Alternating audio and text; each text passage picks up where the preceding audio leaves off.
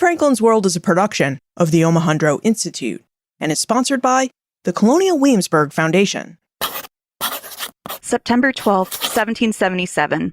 This has been a day of great confusion to many in the city of Philadelphia, which I have in great measure been kept out of by my constant attention on my sick child.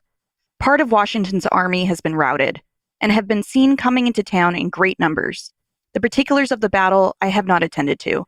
The slain is said to be very numerous, hundreds of their muskets laying in the road, which those that made off have thrown down. The wounded have been brought in this afternoon, to what amount I have not learnt. September 26, 1777.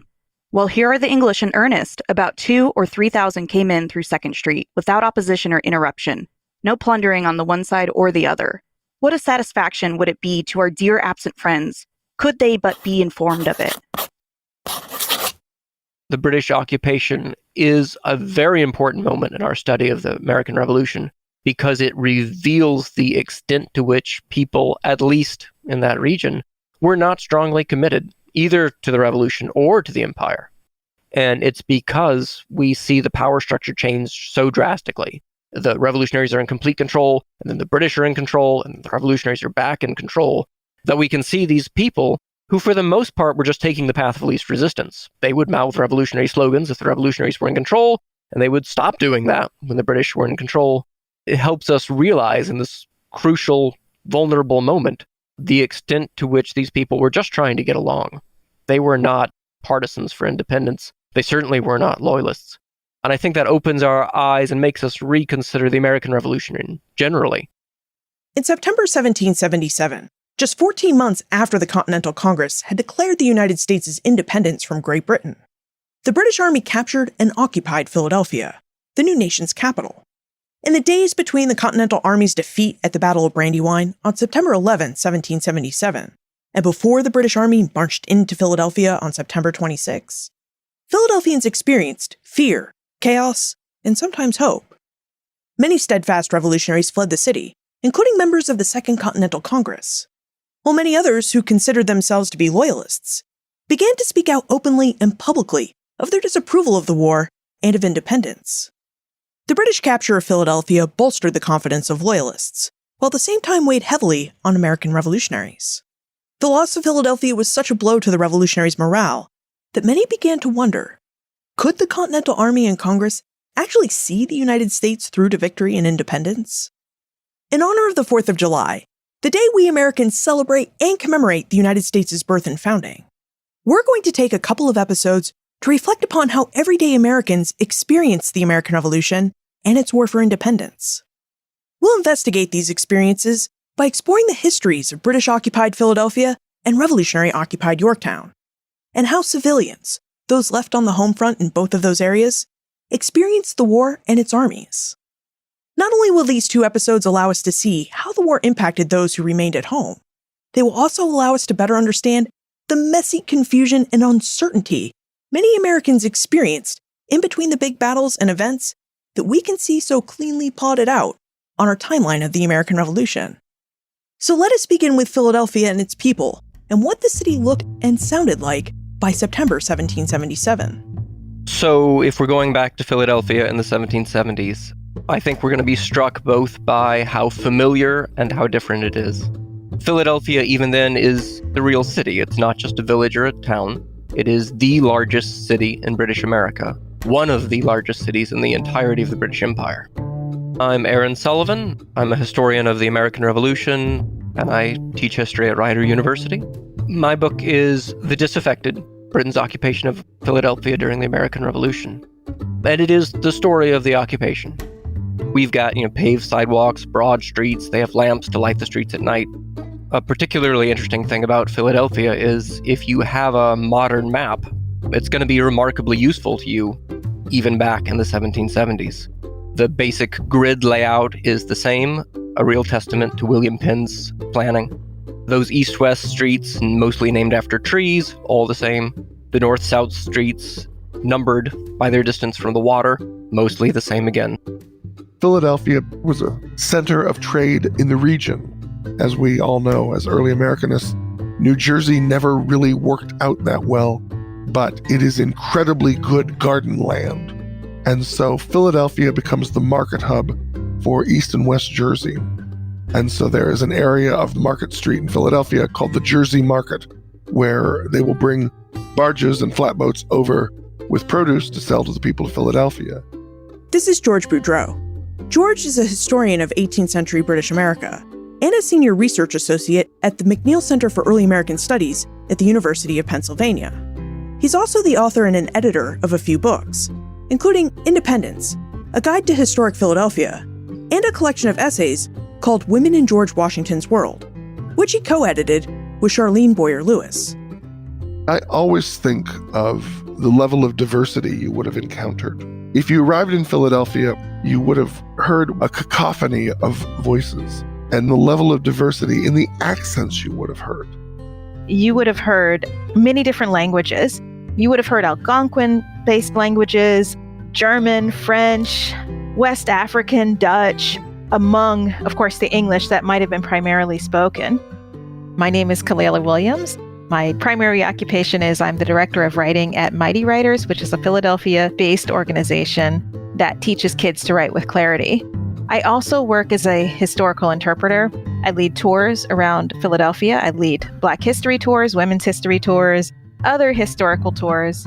And I also am the founder of a gathering community called Black History Maven, through which I do a lot of my tours and some other historically oriented programs.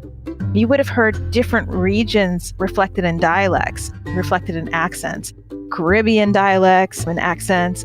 You would hear people yelling. People would be hawking fruit or oysters or pepper pot soup. You'd hear voices spilling out from taverns, arguments, prophecies, whatever. As you got closer down to the river, the Delaware River, you would have heard the sounds of wooden ships or a chorus of wooden ships make when at dock, boats straining their ropes, the gear above banging and clanging into ship's masts. You would have heard a lot of sailors with a lot of accents and probably a lot of naughty language screaming at one another. I think you would recognize that you are in a large cosmopolitan city. You would see very handsome brick buildings. Again, you'd see a lot of different people. Population estimates vary. Of course, that was before a federal census took place, but you would see about 35,000 people. And the numbers of 35,000, these are based on contemporary estimates that were themselves based on the amount of dwellings in Philadelphia. So you count the dwellings, you think, oh, okay, there's going to be thus and so many people living in each dwelling, and then you extrapolate from there. But you'd see a good amount of people out on the streets, engaging in commerce, taverns. You'd see people dressed beautifully. And then, of course, you'd see poverty like you would in any large city. So you'd see this big scale of humanity here in Philadelphia. Even in the 1770s, Philadelphia would appear to us as a big cosmopolitan city with a very diverse population. It was a city that relied on trade. People from New Jersey, Western Pennsylvania, and Northern Delaware would bring their farm produce to market in Philadelphia. Ships from England, the Caribbean, and other North American colonies brought Philadelphians the latest goods from around the Atlantic world, as did ships from Africa, which carried enslaved people specifically to sell in Philadelphia's busy marketplace. Slavery was a part of this city probably as early as 1540 with Swedish settlers. The first so-called slave ship that arrived in 1684, so only 2 years after the city's official founding in 1682. And it's hard to know estimates without a census and without sort of getting a sense of property, but you have maybe around 600, 700 enslaved people in 1775. And you might have had 2,000 enslaved Black folks within the surrounding counties. So you have a small Black community around that time. Philly, founded as a Quaker city. Quakers in the 1600s had no problem with slavery for the most part. 1688, you have a few German Quakers who are like, no, we don't want to do this, who are living in Philadelphia and who issue a statement to that effect. But there was growing discontent within Quakers about slavery, a growing belief that it was inconsistent with their beliefs. And by 1777, Quakers would have had to choose. By that time, the faith had said, we don't enslave people anymore. We don't do this. It's inconsistent with our beliefs. By design, Philadelphia was a city with a conscience. William Penn, the founder and original proprietor of Pennsylvania, wanted Pennsylvania and its most prominent city, Philadelphia, to be welcoming and tolerant of different religions and religious beliefs. So he founded both Pennsylvania and Philadelphia as Quaker communities, and welcomed others from outside the Quaker faith to join and live beside them in North America. From William Penn's founding of the town, there was, of course, a thriving and growing Quaker community with meeting houses dotting the landscape of the colony. There were numerous Church of England parishes. I don't think Penn ever quite envisioned that, but very early on, the first of these churches, Christ Church Philadelphia, which still exists in an early 18th century building. As the community grows, particularly south, there are other chapels created. With George Whitfield's Cultural Revolution starting in the 1730s, there are Whitfieldian buildings, Lutherans, many Presbyterians. We were so diverse, by the 1730s, there was a Roman Catholic church to which one of the government leaders takes this before the council and says, "Oh my God, do you know what's going on? On 4th Street, there are Catholics." And the Quaker leadership goes, "Yep, sure are. Yep." And then literally gets out William Penn's Charter of Privileges and said they have the right to be here. And as I like to point out, Benjamin Franklin is the only founding father who has a rabbi marching behind his coffin when he dies in 1790. We have a thriving and growing Jewish community. Some physical remnants of that still exist. Philadelphia was indeed a diverse place by 1777. It was even diverse in terms of its political opinions about the American Revolution.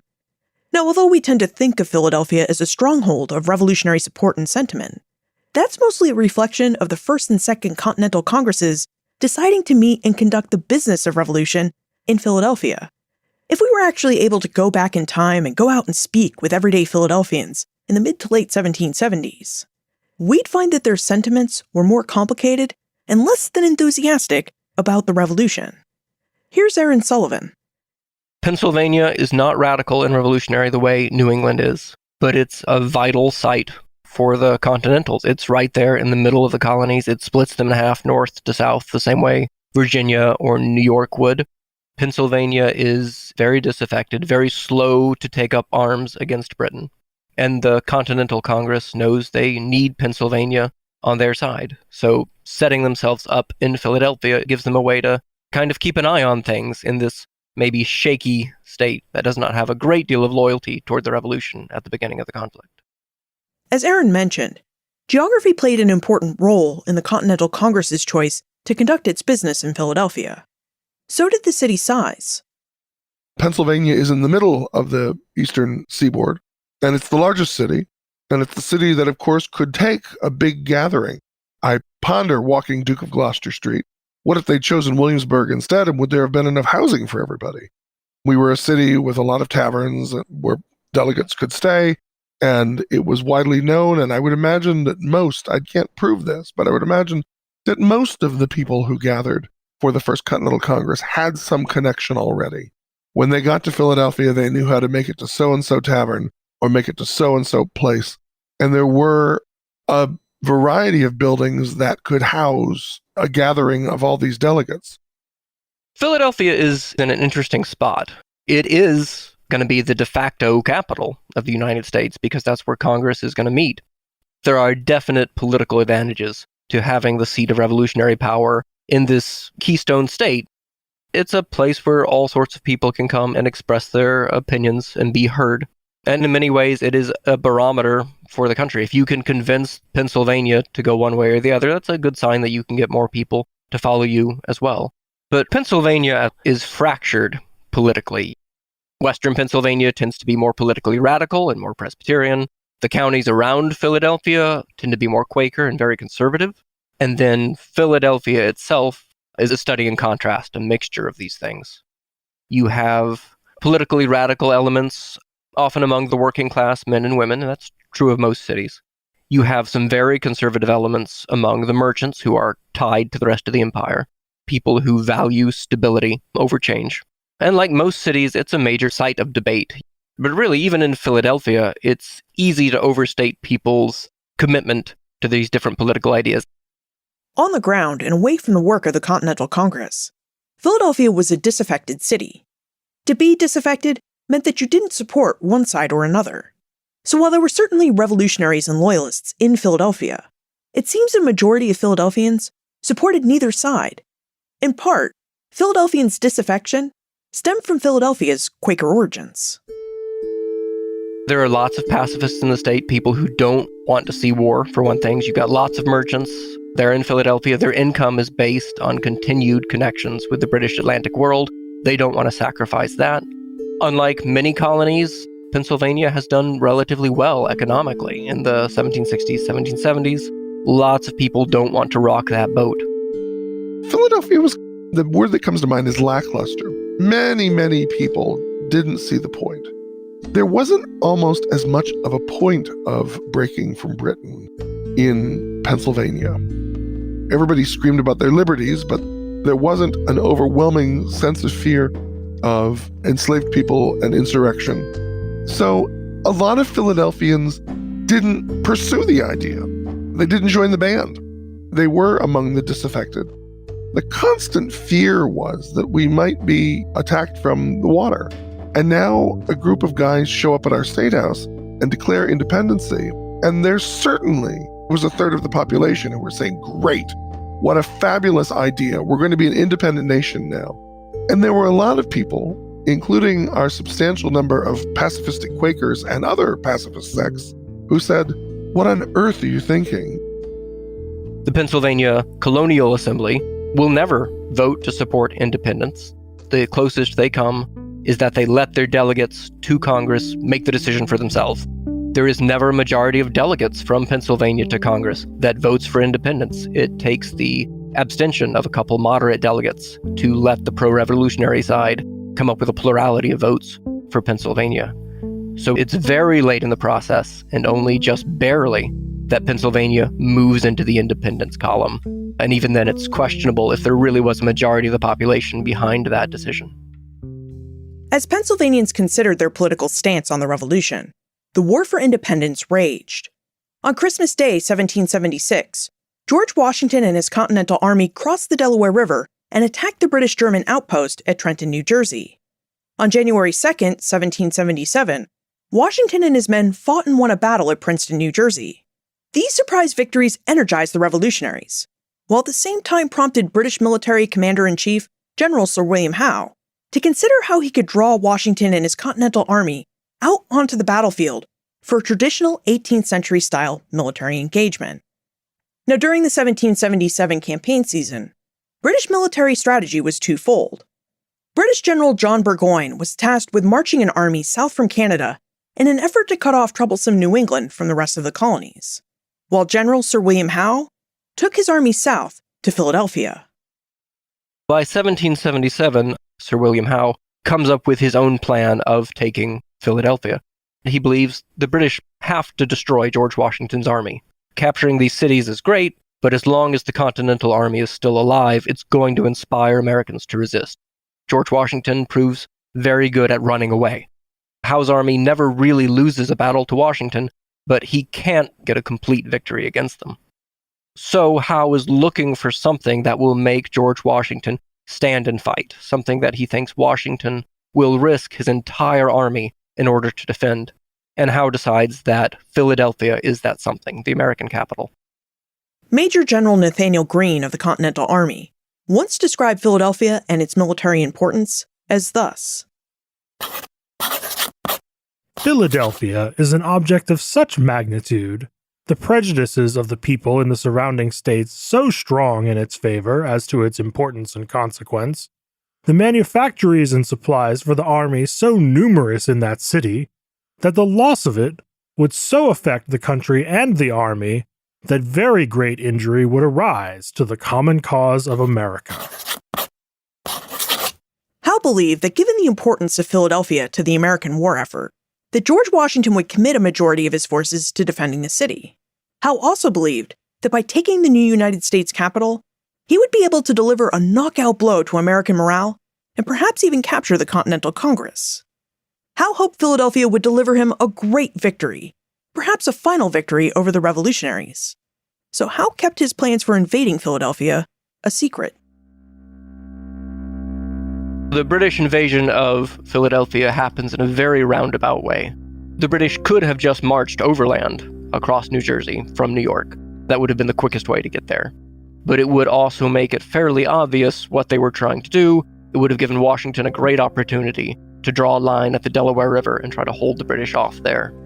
So instead, General Howe decides to send the British army out to sea and to come around by water. And for about a week, nobody knows where he's gone. It's a very stressful moment for Washington as he's marching back and forth, trying to figure out where are the British going to show up next.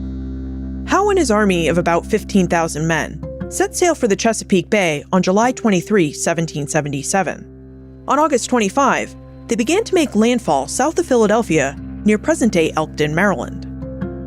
This was maybe a mistake on his part. It takes him a month to make that roundabout trip into the Chesapeake.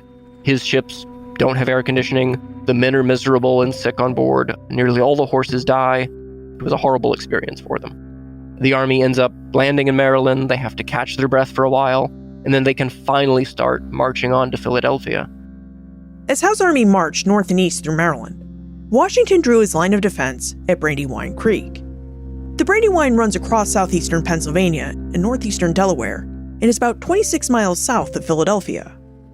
Washington placed his army of about 15,000 men along the north side of the Brandywine to guard the different fords or areas of shallow waters that Howe's army would need to cross on a march towards Philadelphia. Washington's men centered on Chadds Ford, Pennsylvania. They built batteries, but they failed to send scouts west of their position.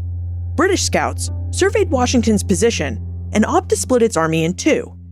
Howe sent one half of his army directly at Washington, while the other half moved north and west to flank Washington on his right. Aaron Sullivan describes what happened next. The Continentals are very surprised to suddenly find a British army on their right-hand side. They repeatedly fall back. As they're dealing with that surprise, the main British force takes advantage of their opportunity to rush across the river, and now Washington's being hit by two forces at once. Some people absolutely panic. You have Continental soldiers who throw down their guns, they run, they don't stop running till they're in Philadelphia. And it could have been a total rout, but there is some very fierce rearguard fighting by select units of Continentals who kind of hold it together, delay the British long enough for the Continental Army to survive. Prior to the Battle of Brandywine on September 11, 1777, Washington had mostly employed Fabian military tactics. Named after the Roman general Fabius, the goal of these tactics was to wear out the British army by delaying and evading a formal confrontation. Up until the Battle of Brandywine, Washington had successfully executed this strategy of delaying and evasion. But the Battle of Brandywine was a full-on confrontation and battle between Washington and Howe. Thanks to the courageous rearguard fighting by men under the commands of Nathaniel Greene, Lord Stirling, and the Marquis de Lafayette, Washington and the majority of his army was able to retreat and escape, with just 200 killed, 700 to 800 wounded, and 400 men taken as prisoners. We always want to tell the story of the brave patriots lining the streets and shooting at the redcoats, but that didn't happen. After the Battle of Brandywine, Washington made probably the strategically wise decision to not do an urban battle. It would have been a battle of going house to house, and that would have been pretty devastating. As George Boudreau mentioned, the Continental Army's defeat at the Battle of Brandywine left Philadelphia in a panic.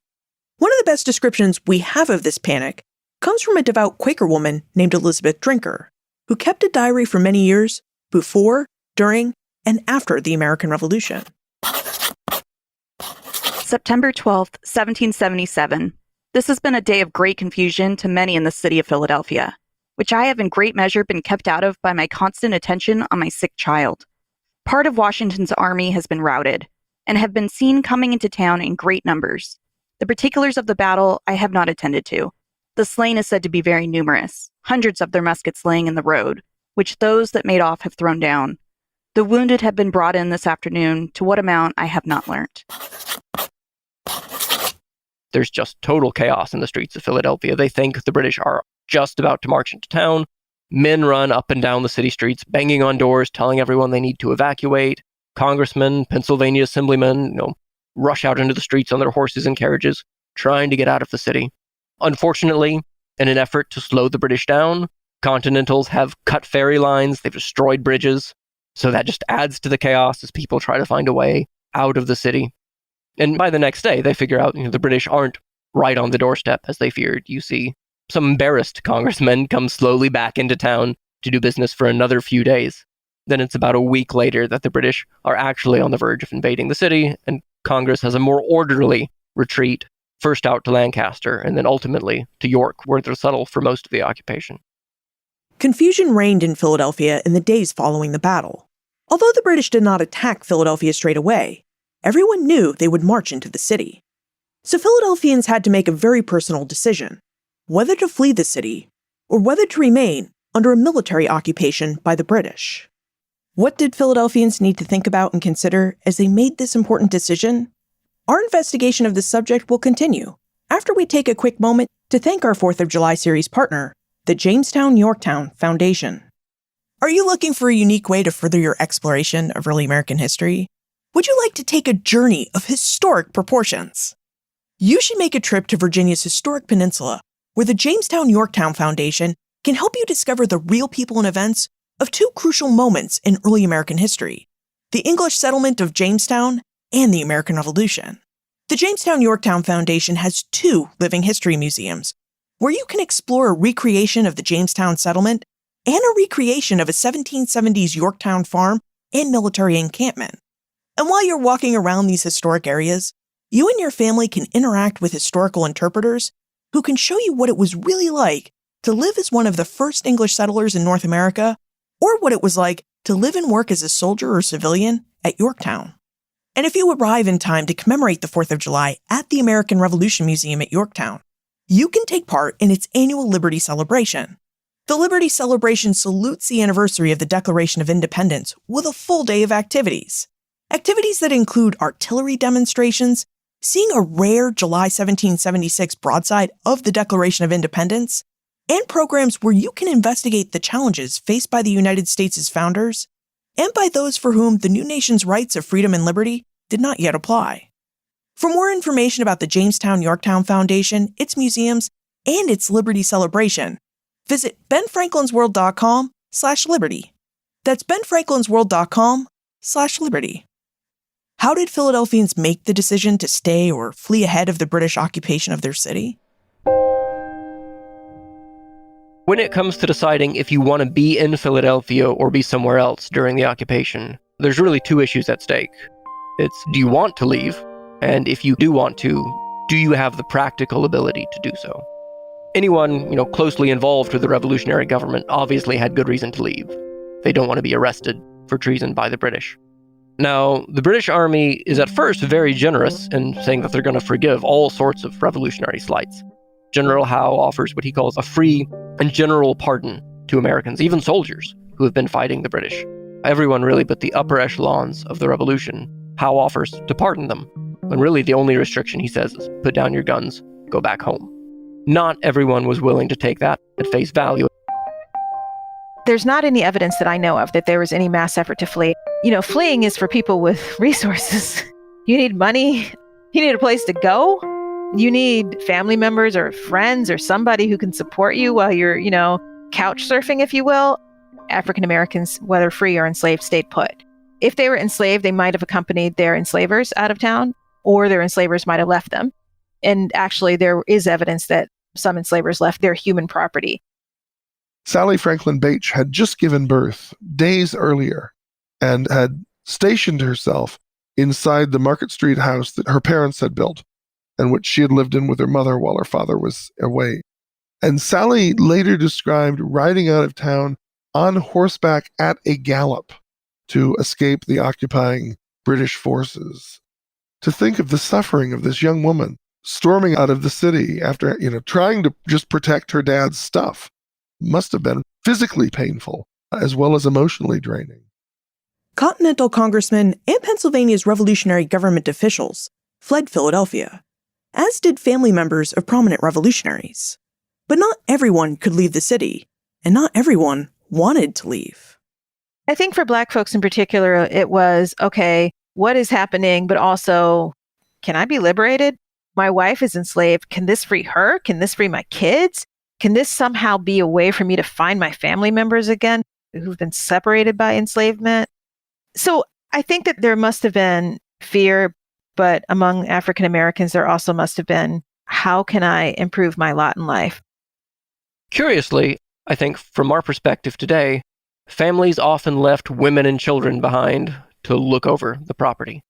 We see many instances where it's the men who leave, who evacuate the city before the British Army gets there, and their wives and children are the people who stay behind to live through the occupation. This, sounds very odd to us, but really what it tells us is that many families thought that staying behind in the city would be safer for women and children than evacuating. They've got a home there. They often have resources there. They have access to supplies that they may not have access to out in the countryside. If you've got loyalist leanings, there is some comfort for you in the British taking the city. So the primary benefit you as a loyalist are going to see is that you have some more freedom to talk about the revolution. You don't constantly have to look over your shoulder for revolutionaries who might be judging you for not being enthusiastic enough about independence, much less doing something like singing God Save the King, which got people arrested in Philadelphia before the British arrived. By the fall of 1777, the British Army had occupied several American port cities, including Boston, New York City, and Newport, Rhode Island. Those experiences taught General Sir William Howe that the way an army entered the city and engaged with its population could make a huge difference in the reception that awaited them. The British are careful with the first impressions they make in Philadelphia. Howe splits his army in half. He takes most of it up to Germantown. And with that section, he brings all the baggage, all the animals, all the camp followers, anything that looks dirty or smelly, basically. He wants to move it all up to Germantown away from Philadelphia proper. So they try to make a good impression on the people of Philadelphia. And to some extent, they do. Even people in the city who, if anything, lean toward the revolution in their sentiments can come away impressed by the fact that these British men aren't looting things, they aren't destroying things, they aren't harassing the citizens. It's very carefully staged to make a good impression. General Howe marched into Philadelphia with only a few thousand soldiers. He left the rest of his army north of the city in Germantown until winter descended upon the region. Now, despite these signs of a calm, orderly, and phased occupation, the presence of nearly 15,000 soldiers and numerous camp followers created a number of problems and dangers for Philadelphians. Even though many Philadelphians had fled the city and lowered the number of residents, the British Army used up a lot of resources. It consumed food, burned wood for heat and cooking, took up lodgings in people's homes, and commandeered animals, carts, and other tools. While common soldiers set up camp on the outskirts of town or in various barracks, officers sought better lodgings by taking over rooms or entire buildings from Philadelphia's elite families. For example, Major John Andre, the man who would later assist Benedict Arnold with his defection to the British, Andre took over the home of Benjamin Franklin because he was drawn to Franklin's collection of scientific instruments, music, and art. Officers also quartered themselves in houses occupied by the disaffected and loyalists. These soldiers lived side by side with Philadelphians, and these close quarters posed logistical challenges and dangers for the families who lived inside these homes. I don't think the British restricted themselves too much. They seemed very into finding American girls who were pretty and willing, or maybe more so just willing, looking to party and have fun. So it wasn't like they shut down the pleasure centers of the town. So the bars were open. They were still performing theater. They were certainly having parties, most infamously the Meschianza. And I don't think the Americans, particularly the Presbyterians and the Quakers, were necessarily thrilled with this, that we have a bunch of drunken, randy military men who moved into our town, taken over houses, and now they're going after young women. Your situation, if you had a British officer living in your house, depended entirely on who that British officer was. Very different experiences for different families, depending on the nature of their house guest. Sometimes they could be very destructive. We know they destroyed property, they often drank a lot, they would gamble late into the night. This bothered the women of Philadelphia considerably, especially Quaker women who are more devout, who are just scandalized by this behavior. Some of these officers would take over entire floors of the house, parlors, bedrooms, everything, just to make it their own. The Loyalists complain that the British are more destructive to Loyalist property than they are to revolutionary property, because they're not really taking into account the political affiliations of the population. We know some families were in the awkward position of they couldn't use their own front door. The British controlled the front of the house. So if they wanted to get into their own house, these families would have to come in the back door. It was very hard for them. In addition to taking over Philadelphians' private homes, the British Army also needed lots of food and fuel to feed their force of 15,000 and to keep it warm through the cold winter months. So the Army requisitioned and used up supplies that Philadelphians needed and often couldn't afford. Even in a normal year without an army occupying their city, poor Philadelphians would have found it difficult to earn enough money to buy the food and wood they needed to survive. By one estimate, prices rose nearly 50% in Philadelphia during the War for Independence, and the occupying British force made these prices rise even higher during the winter of 1777 and 1778. This made survival even more of a challenge for poor Philadelphians who needed flour, wood, clothing, and housing. Philadelphia suffers considerably during the occupation because the army is there, and it is a very large army that needs places to sleep, it needs food to eat, it needs fuel to burn. They will get some of that through the Royal Navy and the forms of supplies delivered from Britain, but quite a bit of it is going to come from the city of Philadelphia and the area around. There simply wasn't enough fuel to go around. No one was bringing buckboards full of firewood into town, and the British had solved that problem by chopping up what was nearby. So that included fences around cemeteries, which were there primarily to keep hogs out. It involved, in some cases, the furnishings of churches, and the Presbyterian church, what we now call Old Pine, which was the third Presbyterian church in what is now the Society Hill area, was stripped of its woodwork and its pews, which were chopped up and used for firewood. The Anglican churches, the churches of England, still tended to suffer less. Christ Church and St. Peter's maintained their pews, but lost their fences. December 23rd, 1777. The soldier's wife who lives in our house in Water Street came to me this morning to inform that some were tearing down the shed, etc. Sister went down after meeting and desired them to desist. They said that they would not, for it was a rebel's house. She assured them that it was not, and after more talk, promised if she would let them take the large gate, they would desist. She agreed thereto and came away. When we get to the winter and the ground is frozen, it's very cold, you've got very bored men in the city. Common soldiers engage in all sorts of things. They play cards, they gamble, they drink, they fight. You know, the things you would expect from soldiers who are bored in a city. The elite officers of the army make a real effort to develop more sophisticated entertainments, I guess we could say. They put together a system of theatrical performances in Philadelphia. This is something they did in New York the year before as well. Some Philadelphians found benefits in the British presence. Under American control, people had bought and sold items using a paper currency known as continental dollars. These dollars suffered from massive inflation and lost value by the day. So traders and shopkeepers, along with others who produced and sold goods, had difficulty collecting payments and getting the full value for what they sold. However, the British paid in hard currency, gold and silver coin.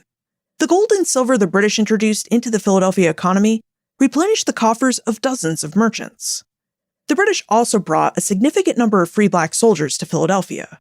Many of these soldiers had escaped slavery in the American South to join the British Army.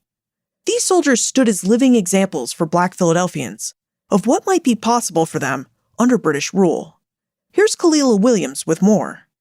If you live in Philadelphia, you would see people who already had cast their lot with the British, and you're going to ask them questions. You're going to be like, hey, why'd you do that?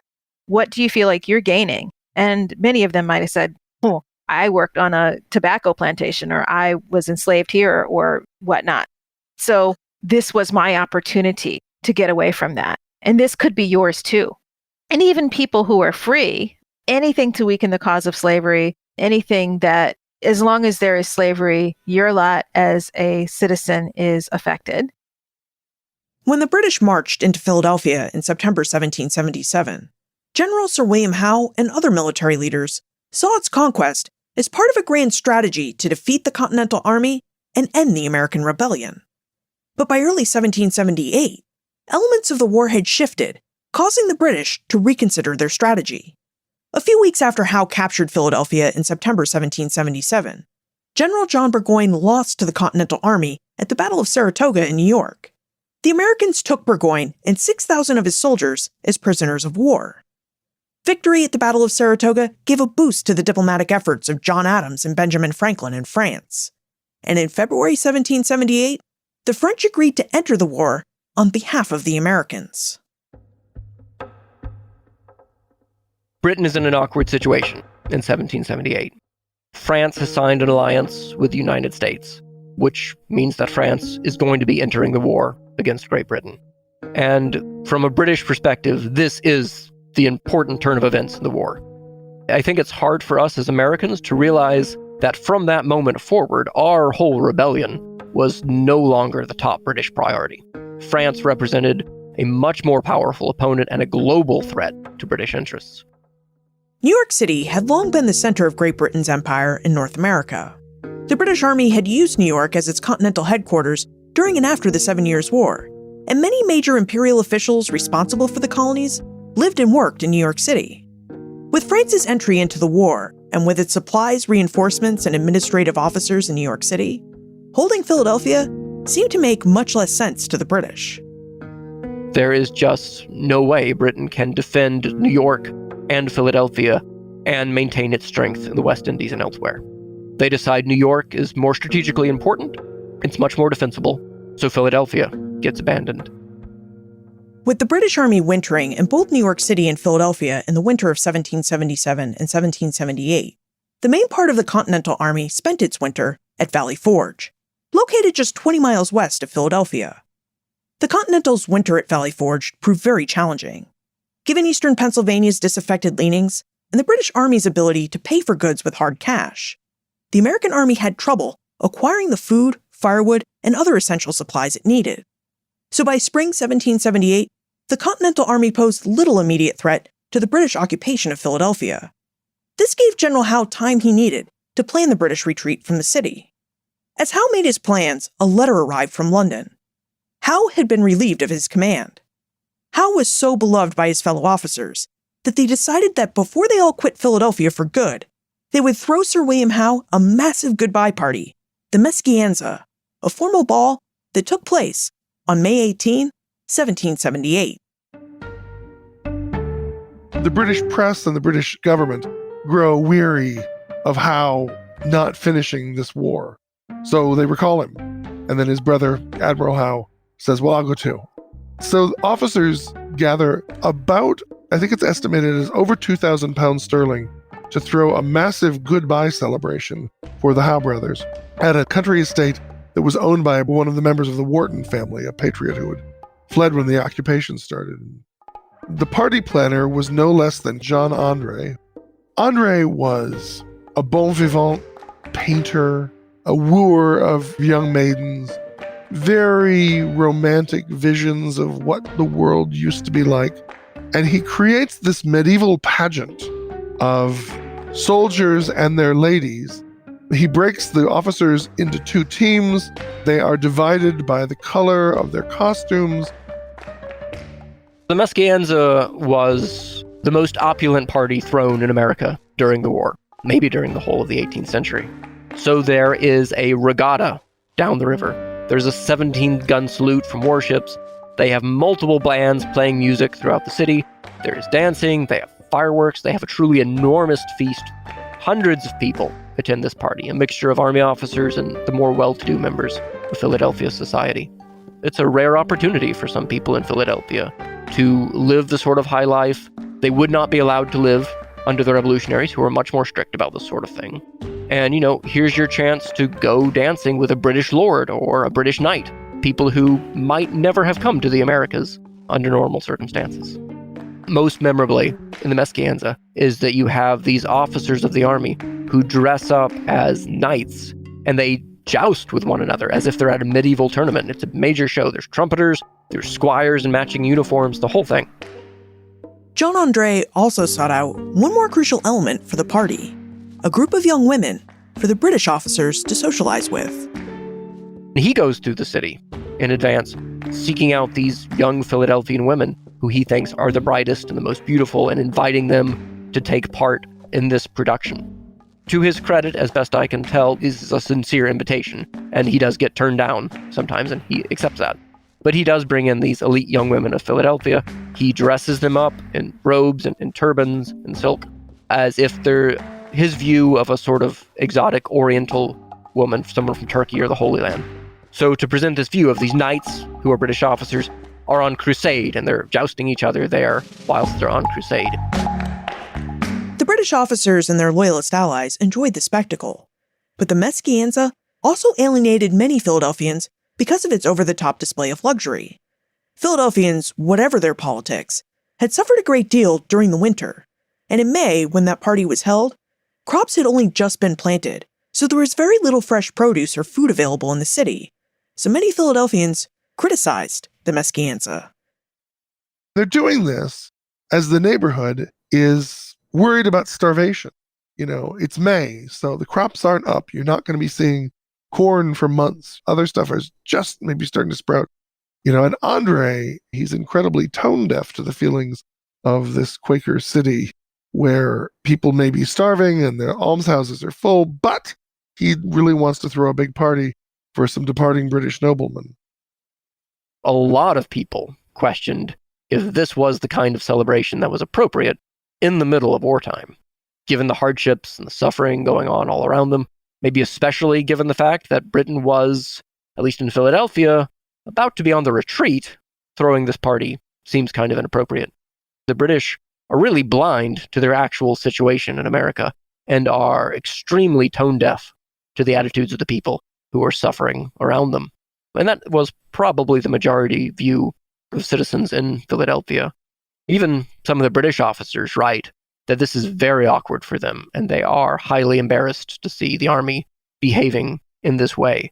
Most of them very fond of Howe, happy to sort of celebrate his legacy as he leaves, but they wish they had found a more respectful way to do it.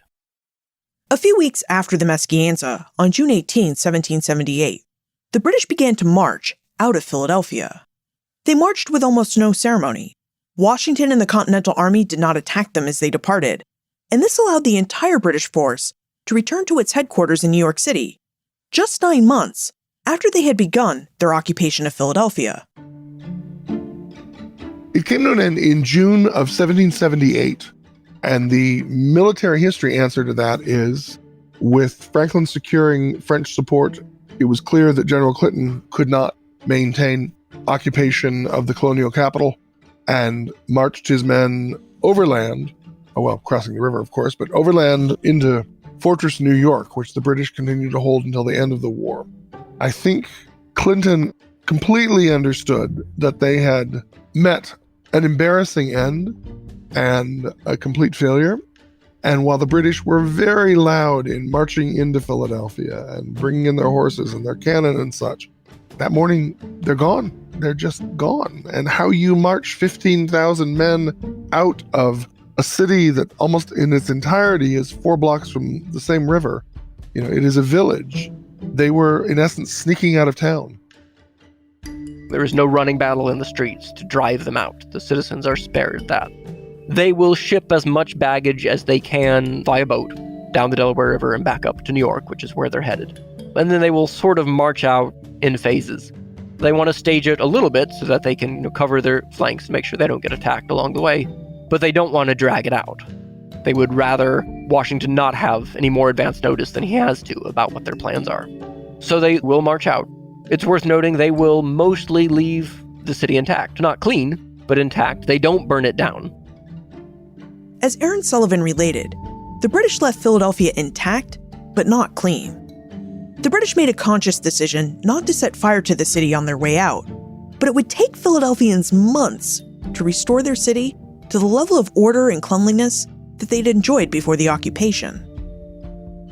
When I say trashed, of course, we don't just mean like cigars left on the street. We mean like doors torn off hinges. We mean like roofs shattered. We mean like walls torn down, windows broken.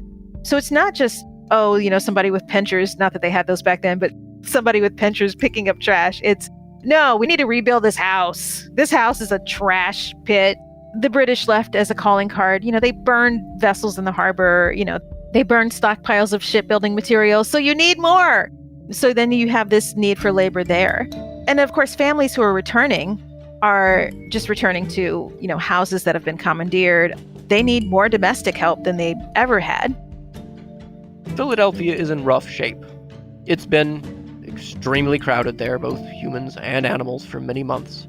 The British have been using these buildings, for things they weren't supposed to use them for, putting horses inside churches, turning all sorts of buildings into barracks for their men. So there's a great deal of damage, a huge amount of wear and tear that's been done. All sorts of things have been chopped down to be used for fuel, orchards have been leveled, fences are pretty much completely gone, warehouses have been torn down. Again, it's not an attempt to destroy the city, it's just they needed fuel, they needed supplies, they needed a place to sleep. And of course, they'd gone in and taken what they wanted out of people's store cupboards, out of their firewood storage, out of their animals. So all that was missing.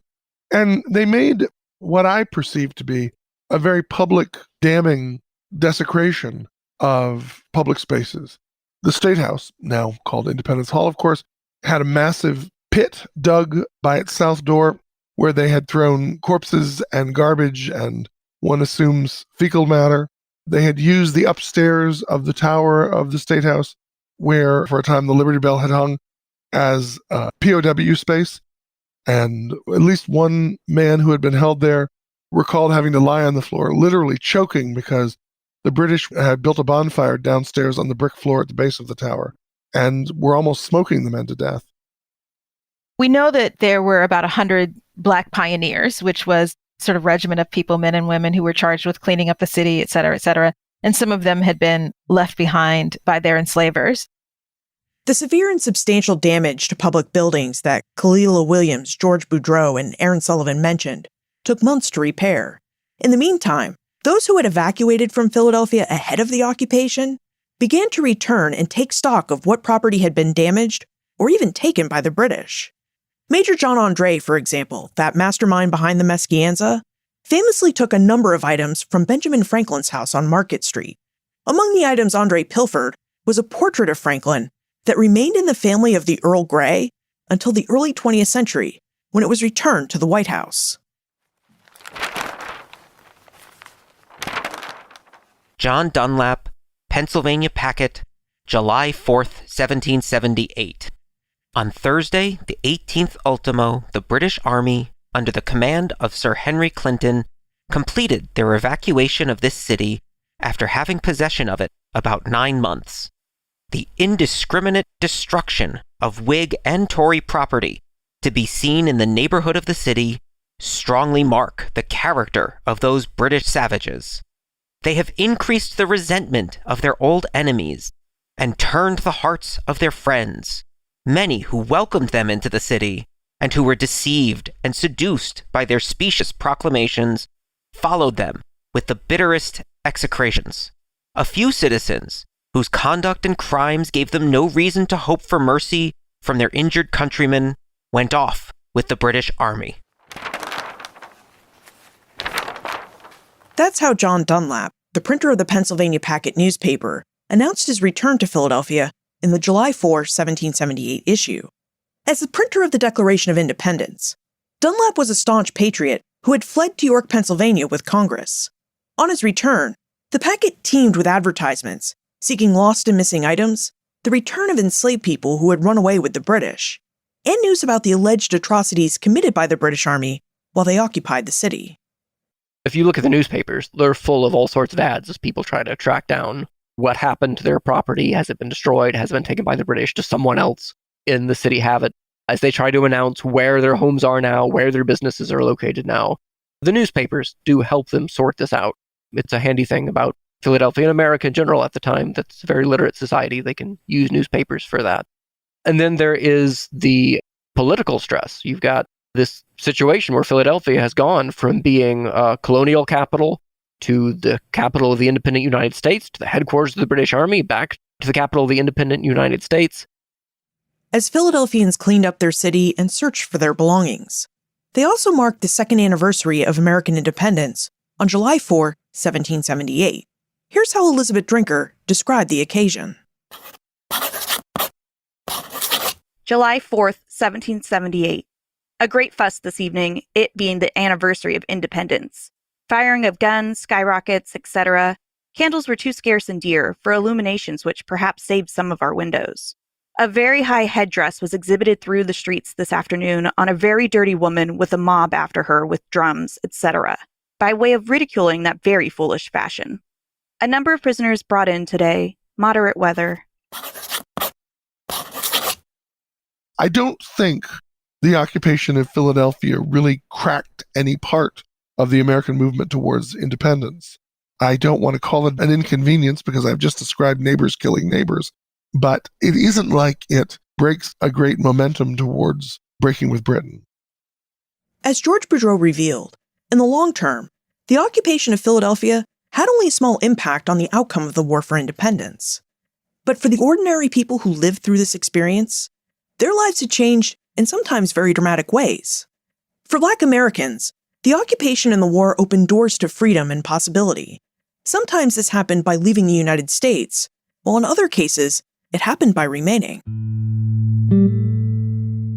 When I do costumed historical interpretation, I portray a woman named Eleanor Harris, who has sometimes in the records been called Helena Harris. Like a lot of African-American women at the time, and like a lot of women at the time, we don't know a lot about her. What we know is that she was a teacher in Philadelphia, and towards the end of the Revolutionary War, she would have left Philadelphia and gone to England looking for her husband who served with the British. She found out that he died. She stayed in Chatham, England for a while, and she taught white families children. And she also remarried. She married a man named John Harris, and that's, of course, where she gets her last name that we have on the records that are left. And then she comes back to the U.S., and she teaches on Cherry Street at a school that's supported by Quakers. She was noted in a few different documents. There's a 1794 directory that calls her a Black woman of considerable parts, meaning many notable facets of her life. There's a beautiful obituary after she dies in the late 1790s in which the obituary talks about how her funeral was attended by so many people, Black and white, and there's this gorgeous message of equality that we're sort of left with at the end of her obituary. James Fortin was a boy during the War for Independence, but his experiences during the war shaped his future as a Black businessman and an abolitionist in Philadelphia. The legacy of this is terribly important. The legacy of African Americans acquiring skills that are needed for more opportunities, for these skilled labor opportunities, continued for a long time, because what you ended up shaping was a healthy middle class. And people like James Fortin were really integral to that. And I'll add, one thing I didn't mention about James Fortin is that as a young man, he was actually imprisoned on a British ship. He was working as part of the Navy, and he was sort of a cabin boy, and he was imprisoned. And his imprisonment was a very formative experience for him. Later, when he opened his own sail loft, he employed people, he was giving back as he was earning. And so you have others like him who are earning but giving back, earning but giving back. This middle class has the time and the resources to really throw in efforts towards abolition. And so you see the fruits of this in the 19th century and beyond. When Sally Franklin Bache returned to the city in the fall of 1778, she reported to her father Benjamin that his, quote, house and furniture were in much better order than we could expect, end quote, but that one of his chests of papers had been opened and ransacked. Others returned slowly during that summer and fall, and in addition to assessing their belongings, they also looked around at their neighbors and reevaluated their opinions of their fellow Philadelphians based on their actions over the previous year. In some cases, it took years and even decades before neighbors could trust the loyalists who had stayed behind. There is no Battle of Philadelphia. There is no grand, dramatic military moment where everyone can say, I was standing at the window when the British came in and this is where I shot at them from. And I think that there is a certain level of suspicion of the people who stayed behind. Were they Tories? How did they survive this? Or when Grandpa was hanged for his behavior, why wasn't her husband? I think some people were rather angry they hadn't, stood their ground and remained here with the people who were stuck here. And Philadelphia has this love-hate relationship with being the national capital for the rest of the century. a lot of sympathy for the British Empire that existed among the Loyalists in Philadelphia, or that potentially existed among neutrals in Philadelphia, evaporated when the British decided to abandon the city and let the revolutionaries come back in. People were very bitter about that. It felt like Britain was abandoning its American subjects when it evacuated the city without putting up a fight to keep it. I think this was their moment to just sort of accept the reality that the revolutionary government is in control, Britain has been here and it chose to leave us behind, and they are probably not coming back. There was a very real sense in the months and the years after the occupation that as far as Pennsylvania is concerned, and probably as far as the northern states are concerned, this is over. Britain is not going to retake Philadelphia. Britain has given up on the northern colonies at least, and they need to make their peace with the revolutionaries. They may not be excited about it, but they come to a place of just accepting it. Philadelphia remained the national capital for several years, until Congress moved it to New York City for much of the 1780s. Philadelphia again served as the temporary capital for the United States from 1790 to 1800, during the construction of the brand new capital city, Washington, D.C. Though no longer the seat of government by the beginning of the 19th century, Philadelphia nonetheless served as one of the key Atlantic ports in the new United States as the new nation developed its economy, politics, and diplomacy. After 1778, the British Army began to shift its military strategy to defeat the American Rebellion. The British continued to hold New York City, but General Sir Henry Clinton and other commanders focused their attention on the southern colonies, from Virginia down to Georgia. In our next episode on July 5th, we'll turn to these southern campaigns and explore how the people of Yorktown, Virginia, experienced their own occupation toward the end of the War for Independence in 1781. This episode was co-written and co-produced by Joseph Edelman and Liz Covart. Joseph Edelman, Holly White, and my partner Tim Wilde served as our voice actors. Music for this episode came from Blue Dot Sessions. You'll find more information about our guests, Aaron Sullivan, George Boudreau, and Khalila Williams on the show notes page. benfranklinsworld.com/332. If you enjoyed this episode, please share it with your friends and family. This episode of Ben Franklin's World is supported by an American Rescue Plan grant to the Omohundro Institute from the National Endowment for the Humanities. Production assistance for this podcast comes from the Omohundro Institute's digital audio team. Joseph Edelman, Martha Howard, and Holly White. Breakmaster Cylinder composed our custom theme music. This podcast is part of the Airwave Media Podcast Network. To discover and listen to their other podcasts, visit airwavemedia.com. Finally, Joe, Holly, and I wish you and yours a very happy 4th of July, and we'll see you next Tuesday for the second episode in our annual 4th of July celebration. Ben Franklin's World is a production of the Omohundro Institute and is sponsored by the Colonial Williamsburg Foundation.